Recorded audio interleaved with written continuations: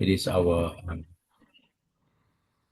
section of another meeting of the online education series by DFI International.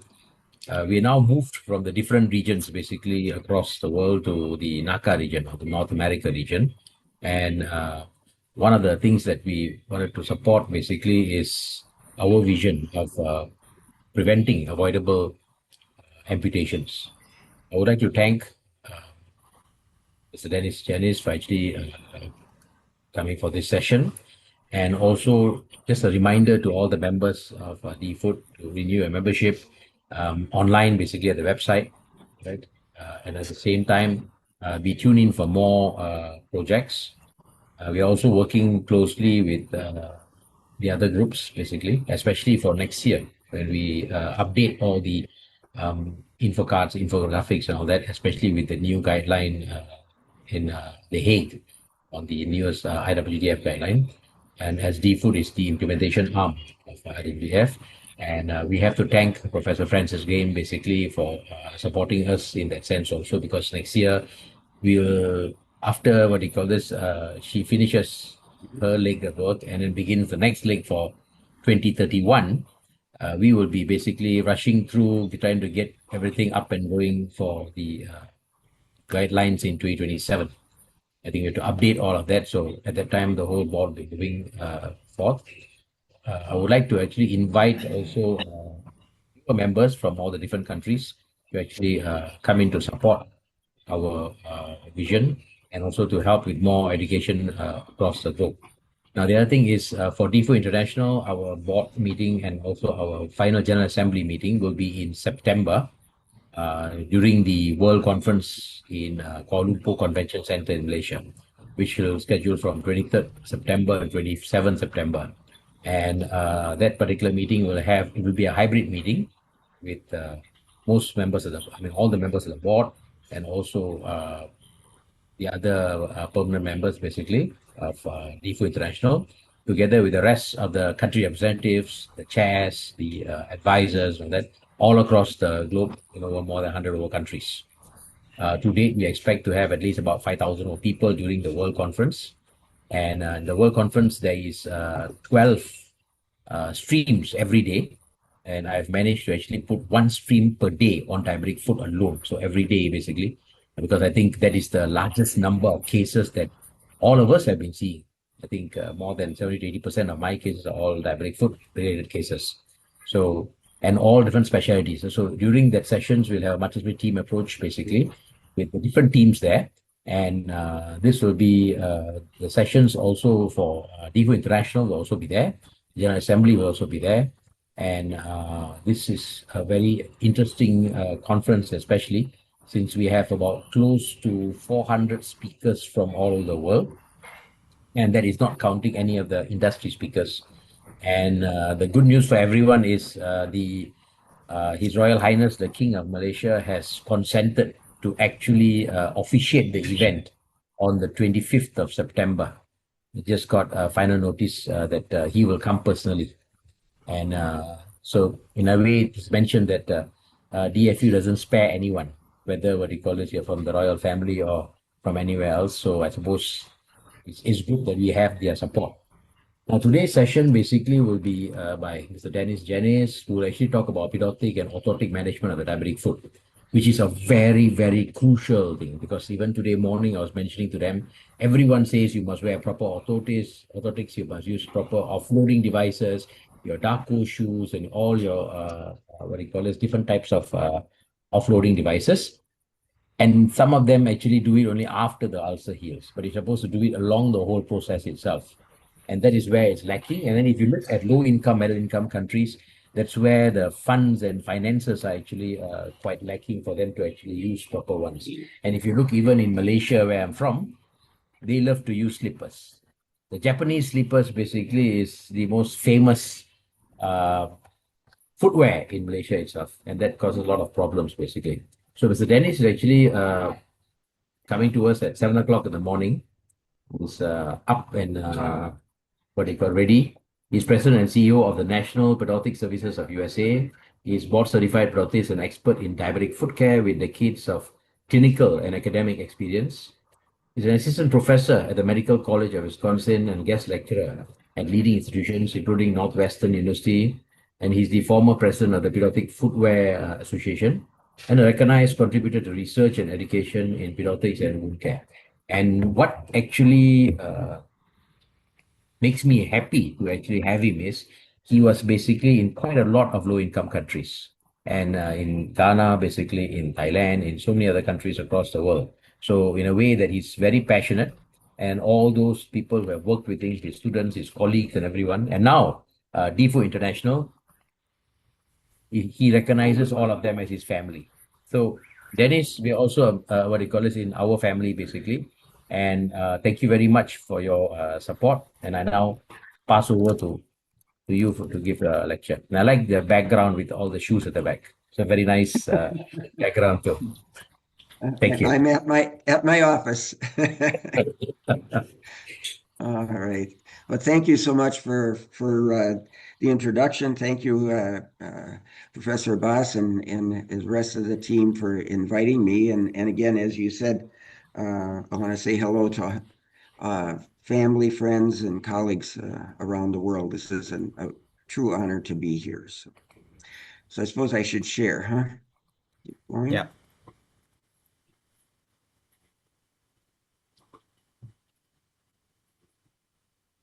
Okay. So I wanted to, the invitation came to me, and of course, I think with DFoot, we think about low resource settings, and I've done, as we just mentioned, I've done a lot of work in my past in a lot of different countries that were limited resources. And so I'm going to really use some of the information that I've used in the past, and it's very simple solutions, very low cost. But the things that I'm showing you are also available, as we said, from Darko, from everybody else, different types of shoes. But I'm going to go real basic, and it actually is things that will help us understand how we can use those more sophisticated devices. I wanted to start. Okay, how can I advance this here?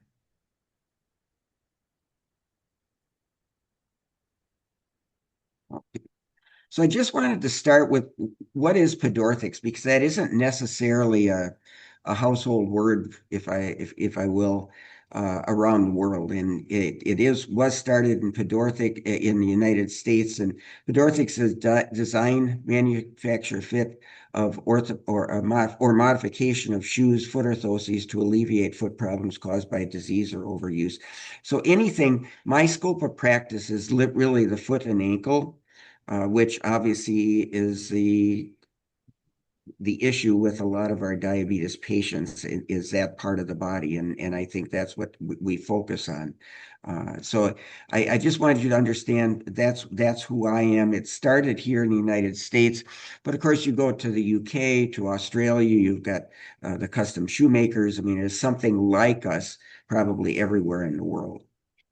Obviously, footwear is so important, but often overlooked or underestimated. And here, even in the United States, I think I'm still in practice. We have a wonderful practice. I have a wonderful practice with my son, but so many people, but including professionals, doctors, don't understand or really appreciate what we can do with shoes and inserts and modifications and those kind of things. But of course, the shoes or sandals can be the solution, but it also can be the problem if they're inappropriate. And so we have to sort of understand the whole picture.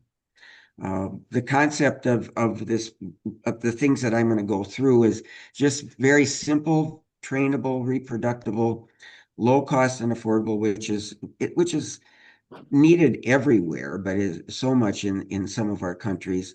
Locally available materials, and these are basic footwear solutions and therapeutic solutions. Diabetes, I don't have to get into any detail there. Certainly all of you know all the problems that we have with our diabetes population and along with the feet.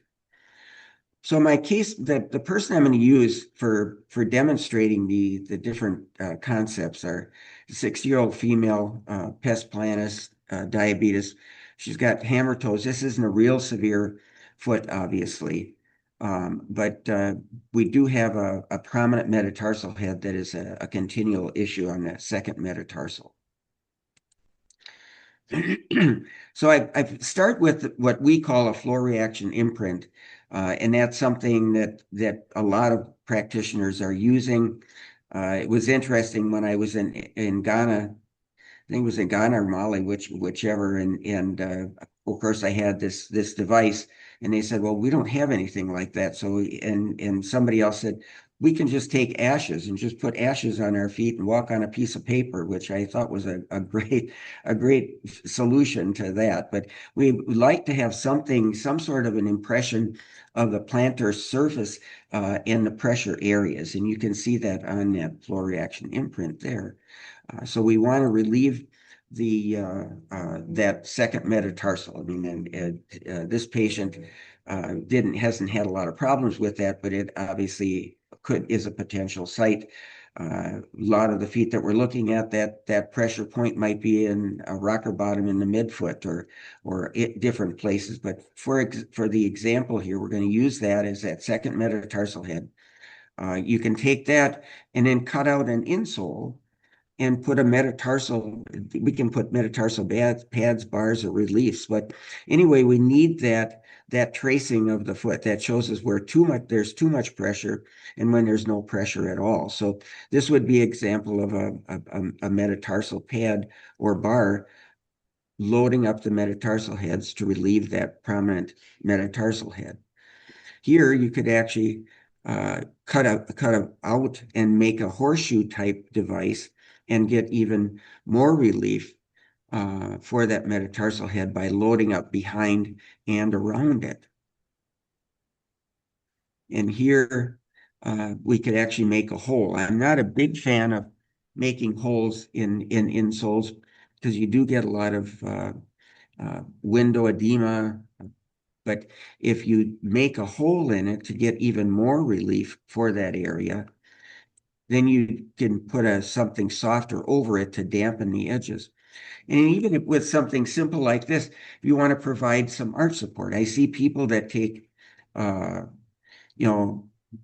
the shelf, off the counter, pre-made arches and put them into the shoe. But do you know where if you're really putting that in the right place?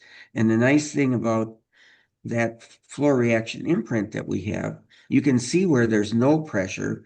In other words, there's no contact with the paper. So that's an area where you would want to build up to give that foot some arch support. So you can do a lot just with that one tracing to make a simple insole. It doesn't have to be a custom molded insole. You can do something very simple to offload. And then, as I said before, when you get all done with it and putting those things on top of that material, maybe you're using EVA or whatever material you might be using, then you can put a soft, perhaps plastisode or something soft on top of it that dampens all of the edges and makes it sort of total contact with the foot. So then I want to discuss the sandal design. And again, here we're going to look at different modifications, different rocker sole designs for different types of problems with the feet. But the concept is that it is something very, very simple. And I'm going to show you actually pictures from the one of the workshops that I did. And you'll get an idea of how simple this really can be to accomplish a good offloading, replace motion. The materials that we used were all materials that could be found locally. Every country that I went to, if you look around for things, a lot of those materials actually are in a lot of the local markets and things that materials that we needed. So local materials require very simple tools. It's adaptable to a variety of therapeutic interventions. Actually, my first trip was with a physical therapy that was doing a lot of work with lymphedema. and footwear was a big problem, trying to find any kind of a shoe that would accommodate these people with severe large feet and deformed feet. So we had to come up, that was where this all came from initially, actually, was how to find some sort of a footwear for that severe deformity and size. And I came up with that sandal idea, and then we applied it, obviously, to any problem, and it's very adaptable for the diabetic foot. Available in a variety of environmental conditions, because it has to be something that's very durable, cost-effective, and modifiable. So to make a sandal that I'm gonna show you, this is all that's necessary. In fact, that black hole punch wasn't really necessary. Really, you need a hammer, a hole punch, a scissors, and a knife. And that pretty much can take care of everything we need, and some cement. But that way, with those few tools, we can actually make a therapeutic type sandal. And I talked about that when the last time I was in a local market. Now it's a few years ago, obviously, but the cost was about $4 to $6 US. And that my concept was, if we could go out and teach this to people, someone could, with some hand skills, could make the sandals, perhaps make them and charge a little bit, and it actually could be something that could be sustainable, because they could continue to buy the materials that they needed to continue making the sandal. The straps, it was interesting, because for the straps, I was trying to think of something that would be local, and also could accommodate all the different conditions, environmental conditions, humidity, water, heat. And I came up with the idea of using inner tubes from tires. The inner tubes are very stretchable. There's a lot of give to them. Usually old inner tubes would be available rather than using a new one. But the weather or climate wouldn't bother it at all. And like I say, there's also some stretch to it. Was a bit of an issue when I tell too many stories, but when I think it was in Mali, I told them that I needed inner tubes. Well, they went and found inner tubes, but in Mali, because it's a poorer country, the inner tubes had so many patches on them that it was actually we had to work to find a smooth piece of inner tube. But that's something that is pretty much available anywhere. The patterns are very, very simple. Really, there were only three things that had to be cut out of that inner tube. It was a medial and lateral strap, and then a strap to go behind the heel. Now, you could do all kinds of versions of this design, but this is basically what we had, was only three pieces of material for the straps, or the upper part of the sandal. And then we used EVA, and the EVA, I found that in a lot of the markets, you can find the EVA material. That's something we use all the time in making foot orthotics and shoe modifications, but it actually was available. And what I found when I went to the markets, there were booths that would sell all the different materials for shoe repairs. And it had very simple materials, but these materials were available. So the first thing, for the insole of the sandal, use a thin piece of EVA, trace the foot that we're going to make the sandal for, so it's custom made to that foot, and then cut 4 slots to put those sandal straps through. Go back here. And that's simple to do with that knife that I showed you as one of the tools. So now we've got our insole pattern. And here you're ready to put you can see the two upper straps will fit through those holes. And the back strap actually goes through the back slot of each one of those, where the back straps of the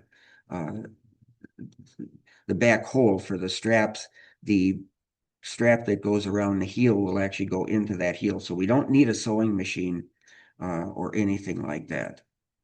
So here you can see after we put it all together, and so you put the foot on the insole pattern, put the straps through. I'm sorry, I can't use a cursor here, but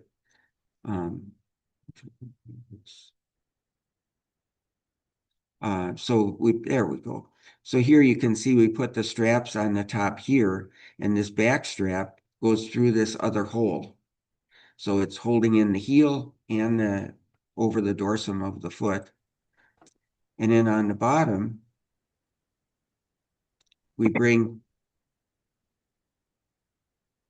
the straps down and cement them on the bottom of the of that insole.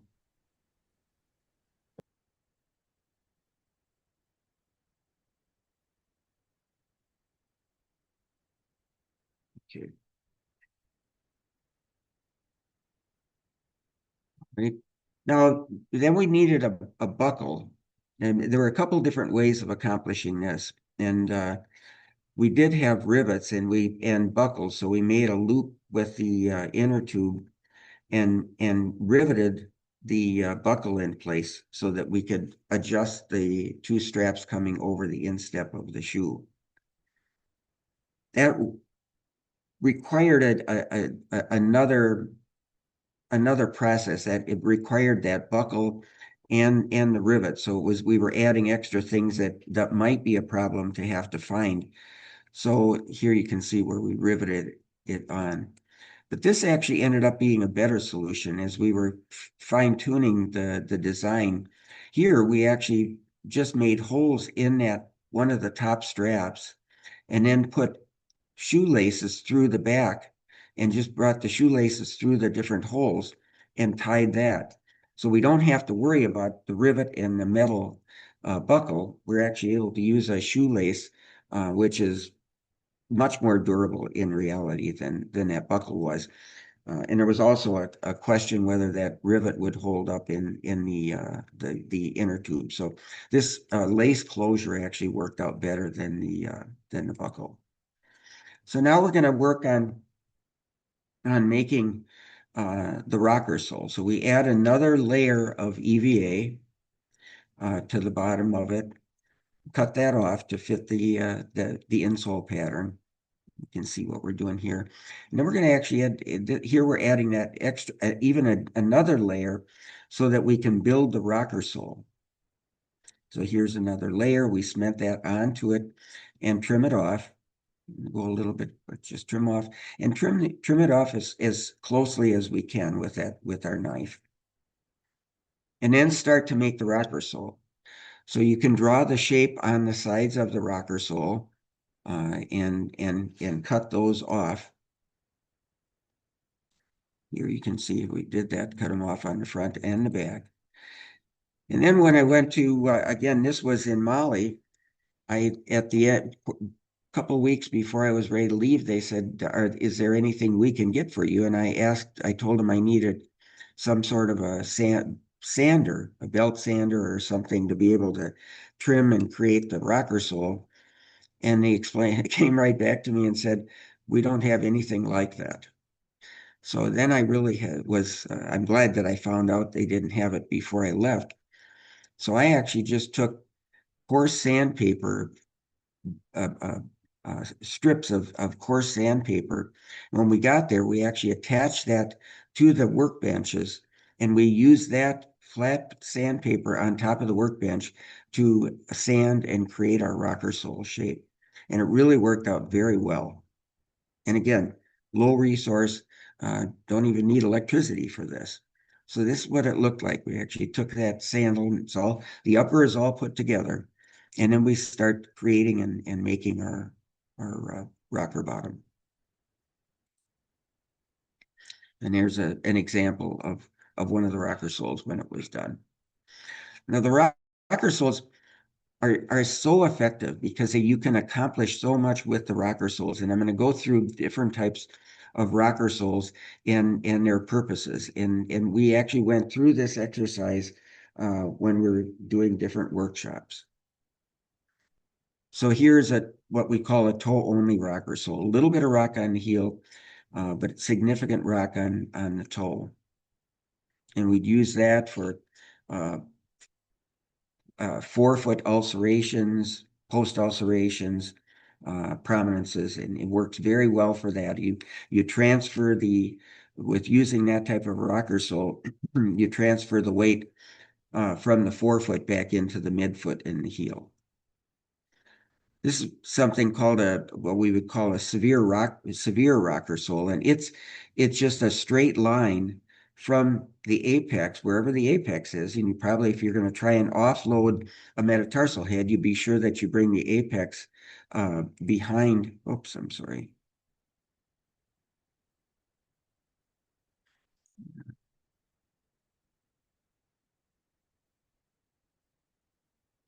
You bring the apex behind the metatarsal head, and then it was a straight line. This was a rocker sole that Dr. Brand was really promoted, and that was something he actually did when he was working in India. I had the privilege of spending a lot of time with Dr. Brand early on in my career, and he felt that this was the only thing that was a rocker sole because it rocked from the apex to the toe. All the rest of the rocker soles, he called them roller soles. He wouldn't give them the name. He did not feel they were roller soles. They weren't rockers. They were roller soles. So it was sort of interesting. And we'd use that severe angle to help close ulcerations, not just offload, but help close them. And I still use that. All of this technology I use daily in my practice. We have something called a heel to toe, and it really is heel to toe. You have to have some sort of a mid stance here. It's not like a rocking chair. You want some mid stance, but you have a lot of rock on the heel and the toe, and it will actually act like a rocker sole. And that works really well for our transmets or partial forefoot amputations. They don't have, when you have a foot like that, you don't have the foot to help with propulsion. And so that's built into the rocker sole. A negative heel rocker sole will transfer more heat, more weight to the plantar, to the heel, midfoot and the heel to offload the forefoot. Now, I'm sorry.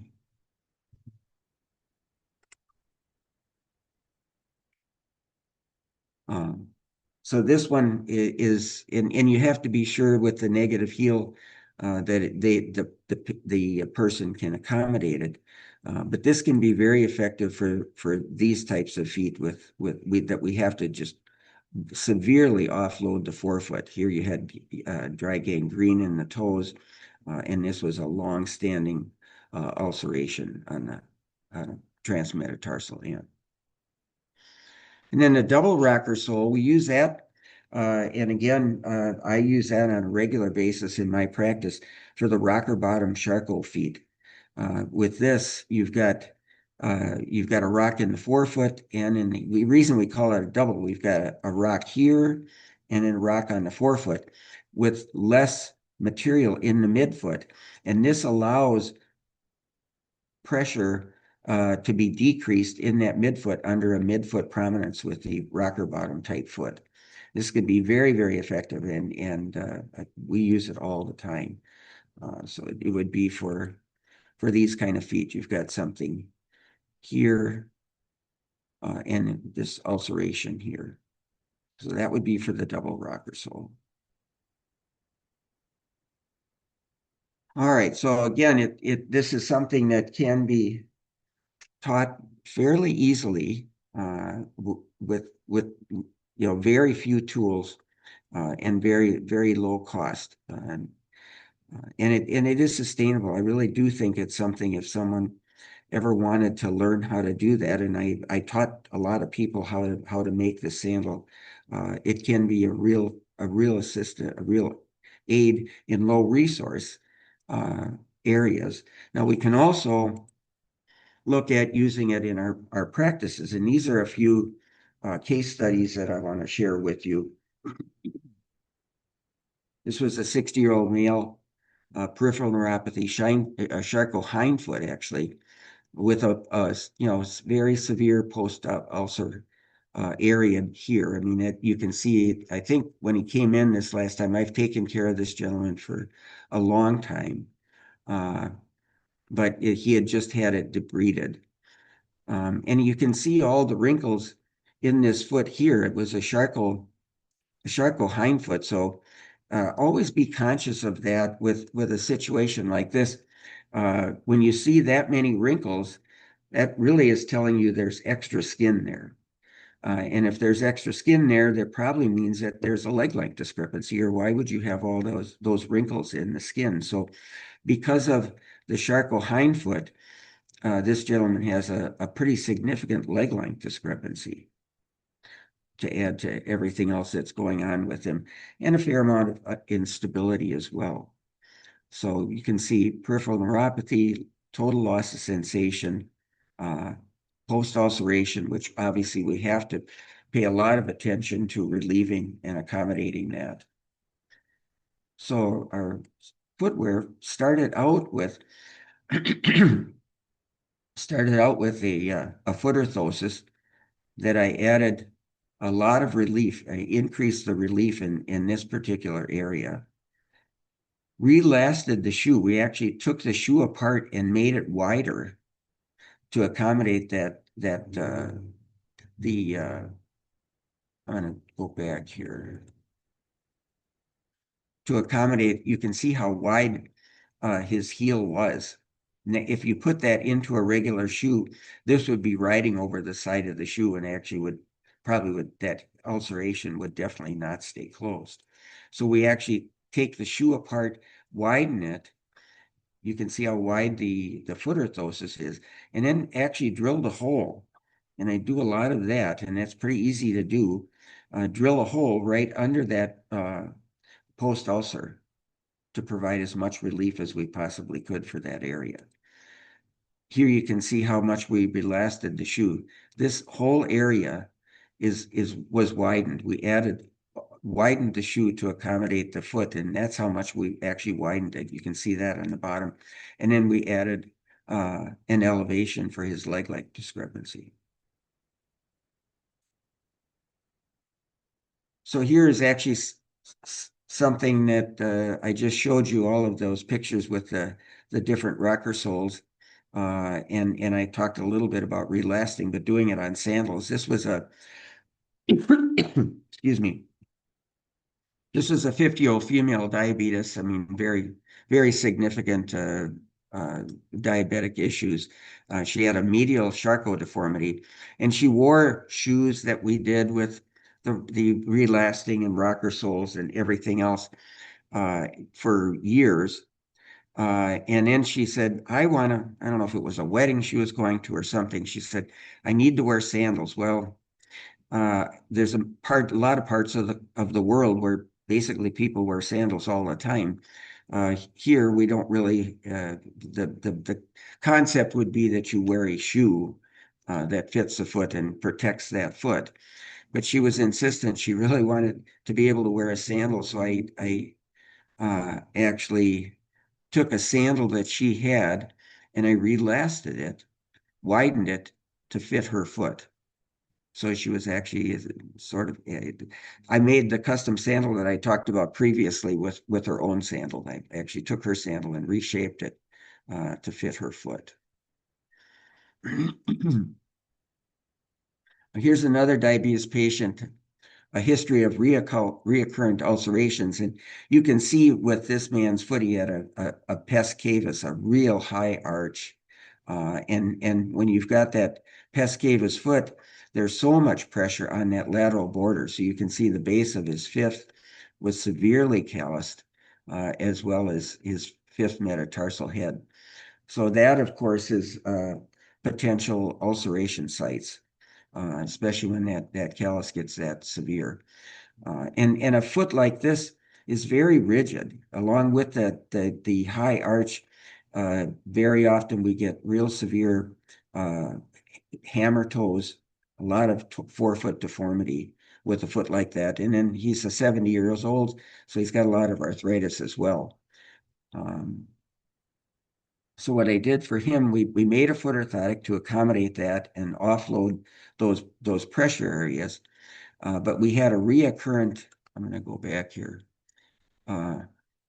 reoccurrent ulceration. I don't have the right side on the lateral side on his hammer toe. He had a reoccurrent ulceration that was continually breaking down. That was his biggest problem.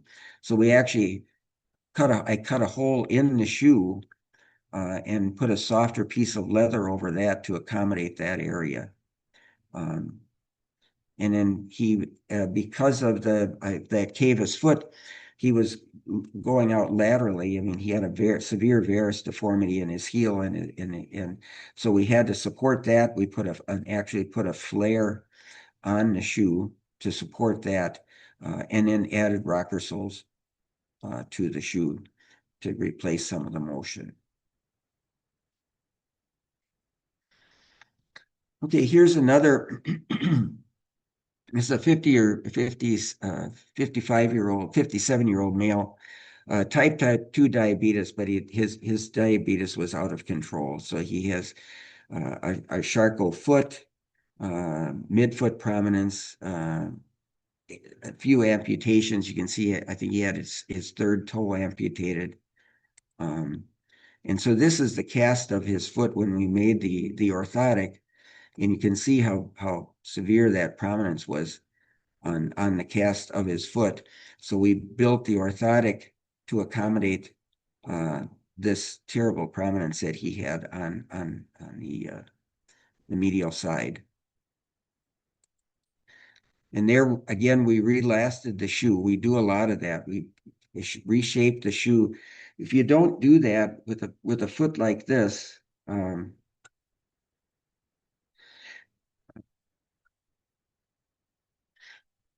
sorry, with this prominence, again, the way shoes are made today, this would be an ideal foot for that custom sandal that I discussed in the beginning of my presentation. That basically is custom, and it would accommodate this. But with our shoes today, if you have something that's this prominent on the medial side, that's going to ride or walk over the edge of the shoe, which will definitely create an ulceration situation. So we can't just put them into a regular shoe. We have to modify it. And so that's what we did here. You can see how we modified it. And then here, because that prominence wasn't just on the medial side, it was also on the plantar aspect of the foot. Actually did the double rocker sole that I showed you when I was looking at the different types of rocker soles. This is a double rocker sole, so it comes here, up, down, and that provides a lot of cushioning, a lot of relief for that midfoot prominence, and is very effective.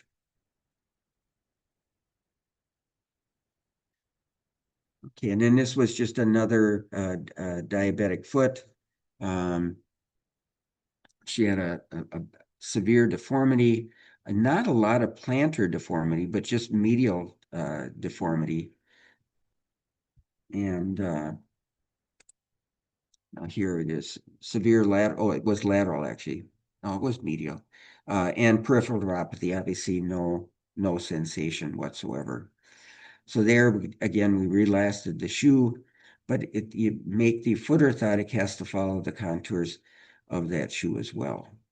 So those are just some examples of, I showed you very simple ways of doing it with a custom sandal, but we can take all the things we did with those custom sandals and apply it to people's everyday footwear. So thanks so much for allowing me to share with you. I know we're somewhat limited on time. I didn't want to, typically I go way over, so I worked hard not to go too much far over on my presentation, but there's so much that can be done with footwear, and you have to be, I think you can see with the sandal presentation and all the other things that I did with the case studies. There are just so many things that can be done to accommodate and close ulcers, but also save limbs. And I'm glad to be a part of that, and glad I could share something with you today. Thank you. Thanks, Dennis. I think superbly presented. I think we always have the problem, basically, I mean, in terms of getting proper footwear. So at least with this kind of customized ones with, whatever is available in the particular country will be very helpful. We just had a session today with, I think, Nikki Fresco's talking to about Vanuatu. And the same concept was there also, basically, because you don't get your wonderful, FOMO felts or your EVAs, your porons and all this stuff, all that, you see. They have the basic ones only. And I mean, at least something is better than nothing. And Yes. that part is important. How do you find, basically, in your travels in the different continents and all that? I think what is the most, I mean, you find as a major barrier, basically? Is it the acceptance or is it the willingness for them, for the patients to use the sandals or what do you call this, footwear, or getting the items? I mean, you have shown that, it's you can actually modify quite a lot of things. How do you find it in your travels? I mean, your vast experience of 30, 40 years now, basically. Yeah, and I think that I think in a lot of countries you're really farther ahead with the sandal than you are with the shoe. Because it's a more accepted a lot of people don't want to wear shoes. I mean, the environment don't even isn't appropriate for a lot of folks. If they've got drainage, they've got other things going on, and you're always keeping that inside of a shoe and it's 90 degrees outside. That isn't a good environment for even wound healing. So I think that you looking at the sandal is really can be a better approach to it. And because acceptance is a big problem, and it doesn't matter what country it's in. The United States, if you want to put them in a shoe that's more therapeutic, people don't want to wear it, and then it makes it so hard for us to come up with any kind of a solution. So materials obviously is a problem, but it really was interesting when I started looking around in the markets. And I go back to Mali because there I had to resource a lot of things. They weren't able to provide anything for me before I went there. They built a wonderful over shelter and tables for us, but I had to really look for the things myself. And I was amazed when I went to the markets, like the EVA. They had EVAs, and they had the cement. It's not maybe not they don't have a variety of colors or anything else like we had here, but a lot of times the materials are there. So you have to. Here in the United States, we say, and I'm sure you use that. We have to think out of the box. You can't think you're going to go there and have all the tools and supplies that you're going to have at home in your lab. So and you can do that if you in a lot of areas. Thanks. That's really a good thing. Professor Abbas, I'm sure, Nicholas, you have a few questions, especially from Pan-African group. You have the floor. Thank you. Thank you very much. Thank you, Dennis, for a nice talk, as always. I just want to share with Dennis that legs to stand on. We were together, a non-profit organization, to help and teach local citizens how to develop sandals. And how fascinating was it with the low-cost sandals in Ghana and Mali. That was back in 2011. Yes. You remember that? Yeah. Yeah.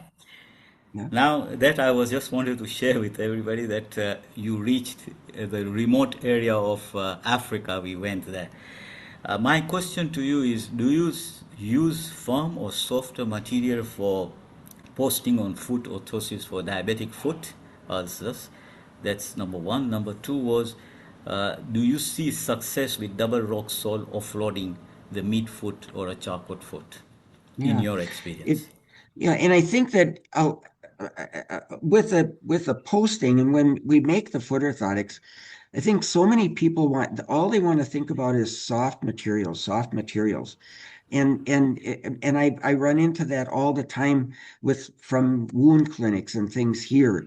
They want soft materials, but with soft materials, if you've got a rocker bottom foot and you put something very soft under there, everything compresses and you still get the same amount of pressure. You're going to get more pressure on the midfoot prominence because all the materials just sink down and it still hits. I have some people come in with 5 or 6 foam insoles in them and they think that feels good, but there's still more pressure on the most prominent part of it because it goes down through. So I tend to use soft materials on tops, certainly. But I use firmer materials, even like cork materials or firmer EVAs on the posting, because then I can really offload. You've got to offload it. And by using a firmer material, it can be shaped to the bottom of the foot and then put some softer materials on it for cushioning. And I think you're going to get much better relief from that. And you have to watch it. You have to monitor the success of that. But I definitely would go that way. I'm not a big fan of necessarily doing holes in things, and I know that's always and if you don't have anything else, you have to you make a hole for that prominence. But when you do that, I've had people come in again from the wound clinics where they put a big insole in there with a hole, and you take the sandal off of them, and there's window edema. I mean, they've got all this pooling of tissue and fluid where the hole was, and every time you take a step with a hole, you're pulling on the tissue that you're trying to heal. So I mean, I just spoke to the National Wound Care Society last year, and I knew I was I was in friendly territory, but this was something that I knew a lot of them were doing, was putting holes. But if you think about it, every time you take a step, you're pulling on all those tissues that we want to heal. Make a nice, accommodate it with the depression, and then put something softer over. And I think that the healing capability, you may improve the healing capability. And after I did that talk, it was to like 500 or 600 people.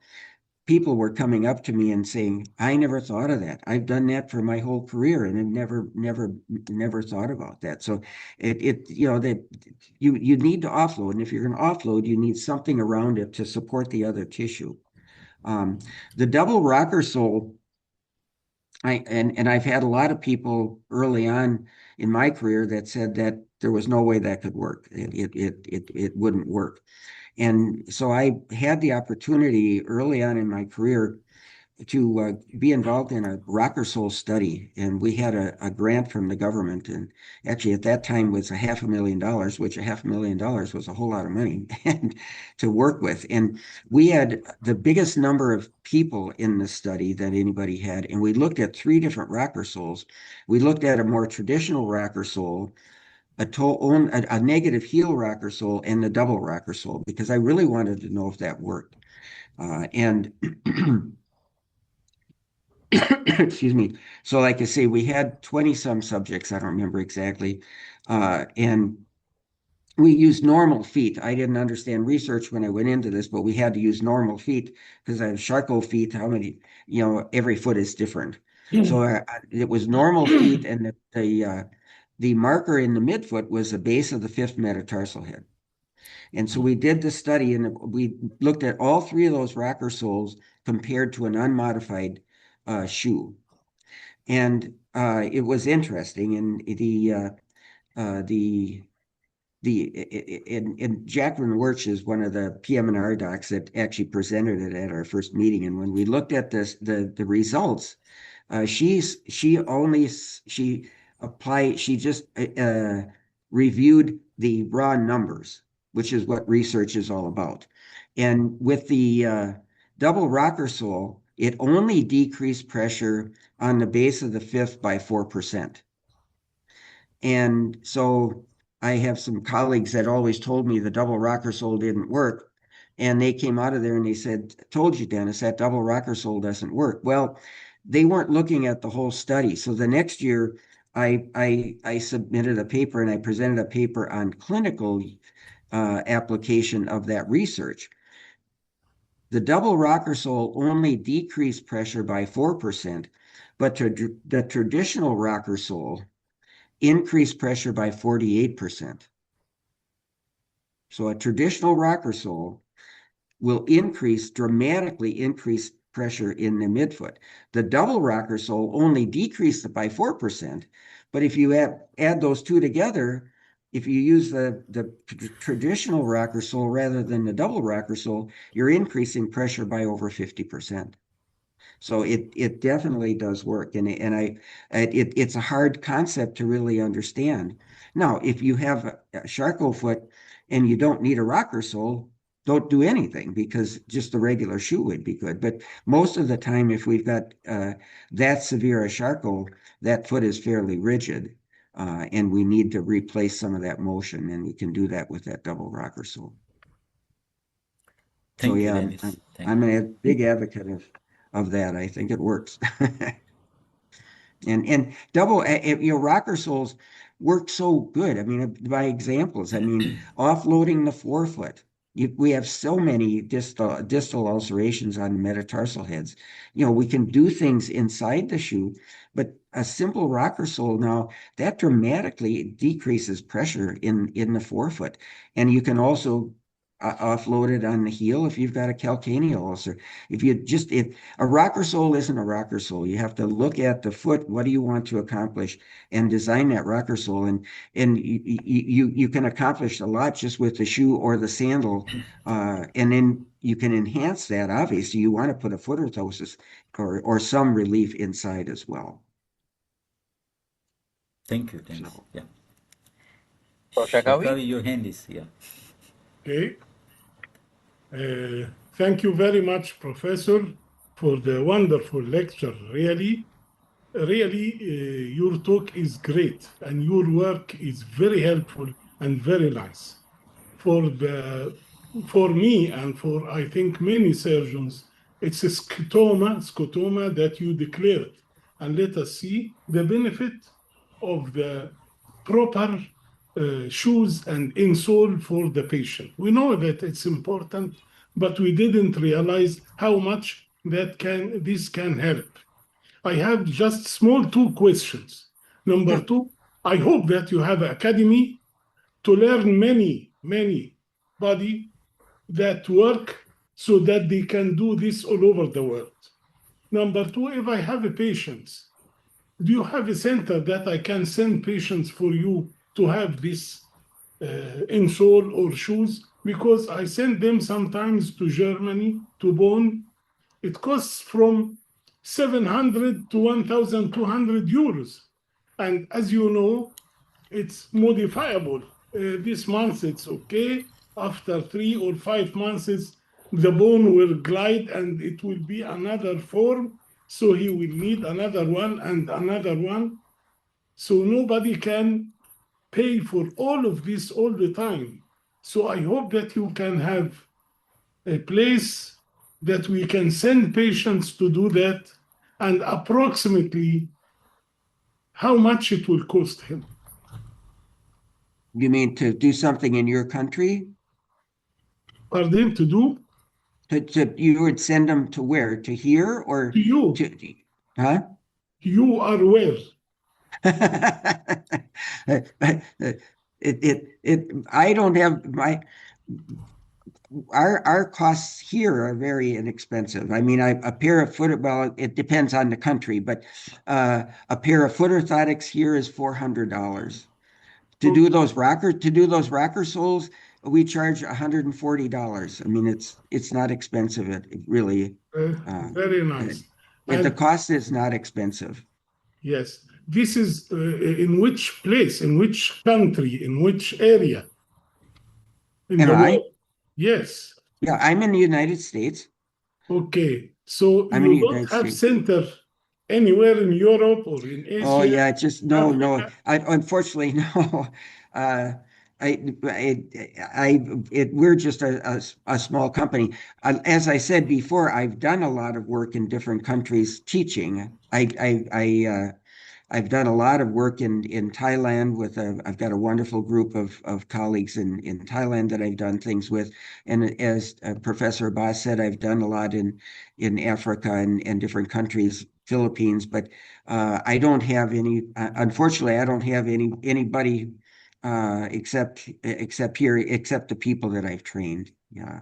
Okay, so we may prepare for you with Professor Abbas an academy to come to learn everybody, to make many who can do proper for the patient. Yes, we need so many more people, and that's yes.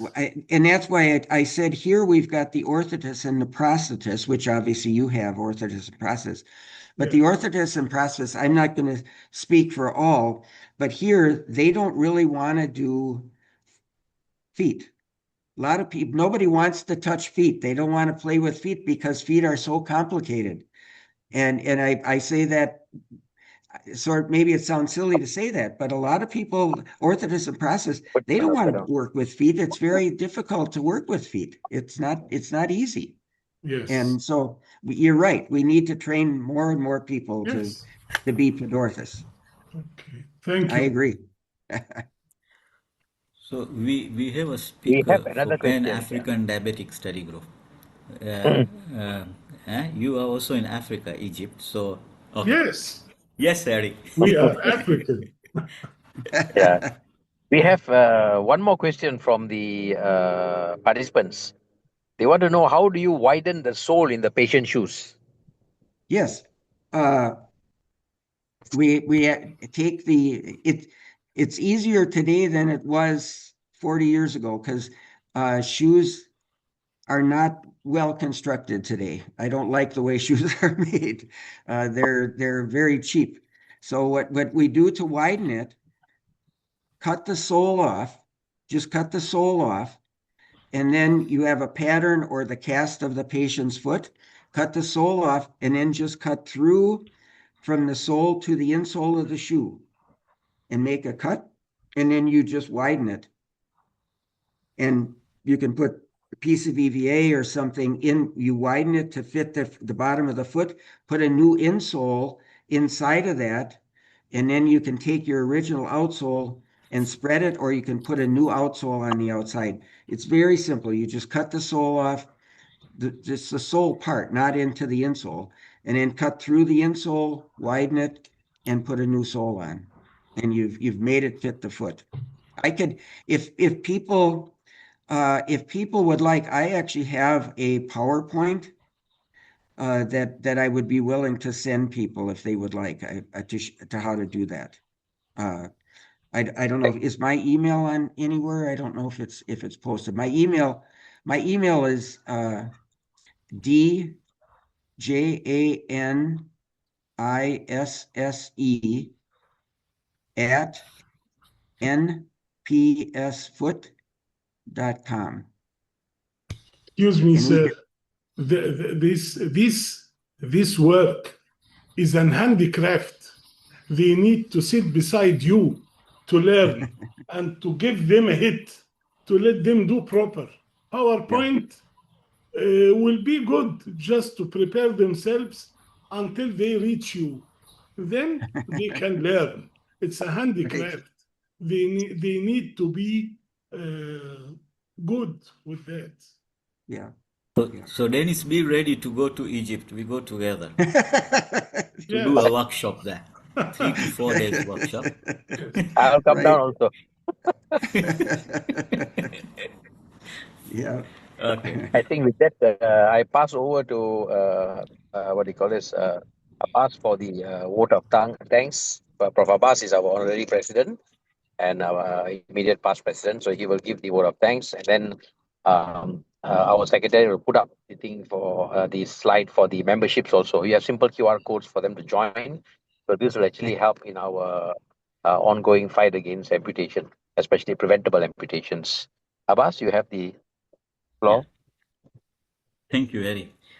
We would like to extend our heartfelt thanks to our guest speaker, special guest speaker, Dennis, for taking time out of his busy schedule to join us today and deliver such an insightful and important lecture. Uh, there were delegates for all the time between 75 to 80, even till last minute, till now.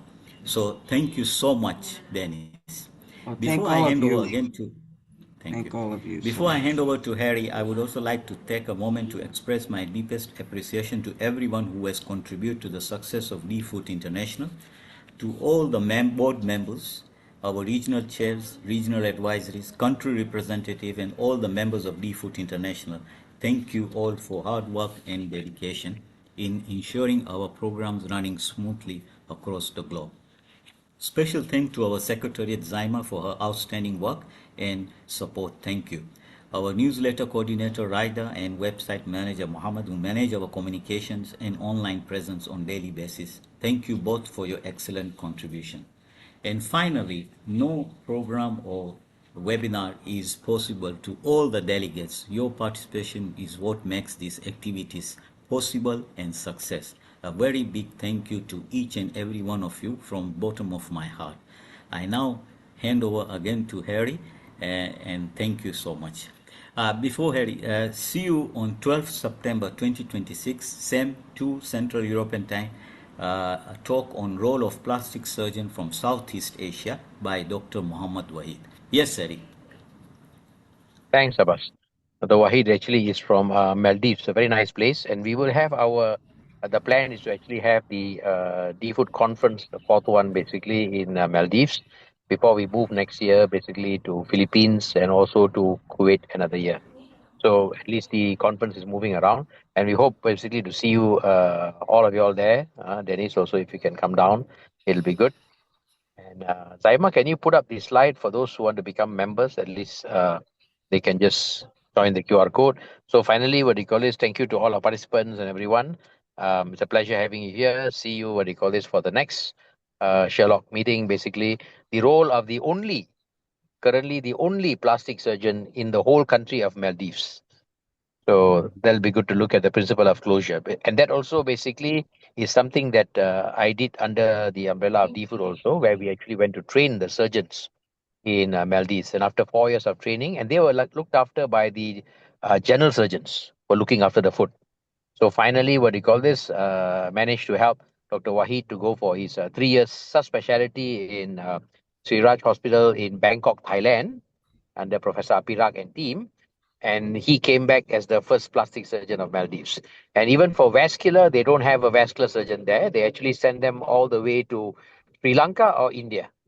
So that is another big problem that we actually have basically in some of the low income, middle income countries. So with that, thank you everyone and have a wonderful, wonderful weekend. Thank you. Good night. Thank you, everybody. Thank you, Dennis. Thank you. Thank very you. much. It was a pleasure.